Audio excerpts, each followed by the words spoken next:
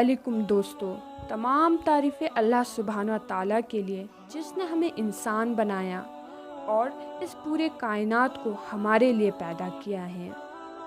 آج اس ویڈیو میں تخلیق کائنات کے بارے میں کچھ باتیں بتانا چاہوں گی،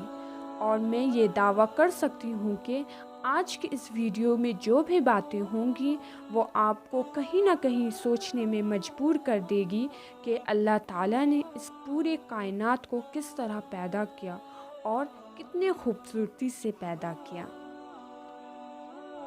آپ نے کبھی سوچا ہے کہ یہ کائنات کس طرح وجود میں آئی، یعنی how does this universe came into existence؟ یہ کائنات 13.8 بلین سالوں پہلے پیدا ہوئی، اور یہ کائنات کیسے بنی اس بارے میں سائنٹسٹ بہت زمانے سے آبزرویشن کر رہے تھے اور بہت ساری تھیوریز بھی آئی ہیں، مگر سب سے پاپولر تھیوری جس کو سارے سائنٹسٹ نے ایگری اور ایکسیپٹ بھی کیا ہے وہ ہے بگ بینگ تھیوری۔ اس بگ بینگ تھیوری کے مطابق ہماری کائنات سب سے پہلے ایک مادہ تھا جو دھوئے کی شکل میں تھا، جسے پرائمری نیبولا بھی کہتے ہیں، اور پھر ایک بڑا دھماکہ ہوا۔ اس دھماکے کے بعد یہ گیلیکسی، کہکشائیں، ستارے، سیارے، سورج، چاند اور یہ زمین جس پر ہم رہتے ہیں وجود میں آئی۔ سن 1920 میں Russian cosmologist and mathematician Alexander Friedmann اور بیلجیم فزسسٹ جارج لیمرٹر، یہ دونوں سائنٹسٹ تھے جنہوں نے بگ بینگ تھیوری کے بارے میں بتایا تھا کہ کس طرح کائنات وجود میں آئی۔ یہ تھیوری جو سائنٹسٹ ابھی 100 سال پہلے تحقیق کیے ہیں، حالانکہ اللہ سبحانہ و تعالیٰ نے اس کے بارے میں 1400 سال پہلے ہی ذکر کر دیا تھا۔ سورہ انبیاء آیت نمبر 30 میں اللہ سبحانہ و تعالیٰ فرماتے ہیں،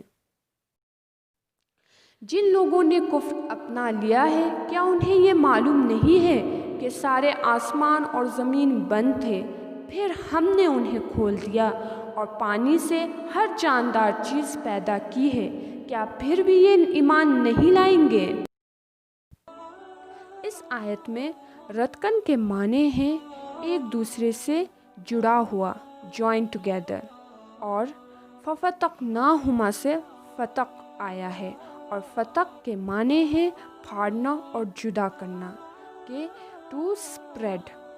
بظاہر ان الفاظ سے جو بات سمجھ میں آتی ہے وہ یہ ہے کہ کائنات کی ابتدائی شکل ایک مادے کی سی تھی، بعد میں اس کو الگ الگ تقسیم کیا گیا۔ آئیے اب ہم جانتے ہیں کہ یہ کائنات، یہ آسمان کس شکل میں تھا۔ قرآن مجید میں لکھا ہے کہ آسمان سب سے پہلے دھواں تھا۔ آج کے سائنٹسٹ کہتے ہیں کہ یہ کائنات بننے سے پہلے، یعنی کہ آسمان ابتدا میں گیسوں کی شکل میں تھا، ایک دھواں تھا، ایک اسموک کی شکل میں تھا، لیکن قرآن میں اللہ سبحانہ تعالیٰ 1400 سال پہلے ہی اس کا ذکر کر دیا تھا۔ سورہ حامیم سجدہ آیت نمبر 11 میں اللہ سبحانہ تعالیٰ فرماتے ہیں،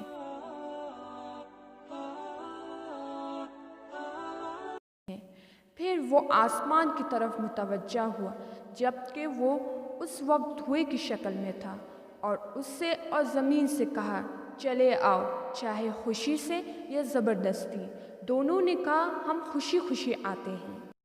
اس آیت میں دخان کے معنی ہیں دھواں، اور آسمان سے مراد ہے کائنات۔ اس سے پتہ چلا کہ یہ کائنات سب سے پہلے ایک مادہ تھا جو دھوئے کے شکل میں تھا، پھر اللہ سبحانہ تعالیٰ ایک بڑا دھماکہ کیا جس کی وجہ سے یہ دنیا، تمام کہکشائیں سب وجود میں آئیں، یعنی کہ یہ اللہ ہی کی قدرت ہے جس نے ایک مادے سے پوری کائنات کی تخلیق کر دی، اور ہمیں یہ ماننے پر مجبور کر دیا کہ واقع اللہ تعالیٰ ہی، بے شک اللہ تعالیٰ ہی ہے جو پوری کائنات کو چلانے والا ہے۔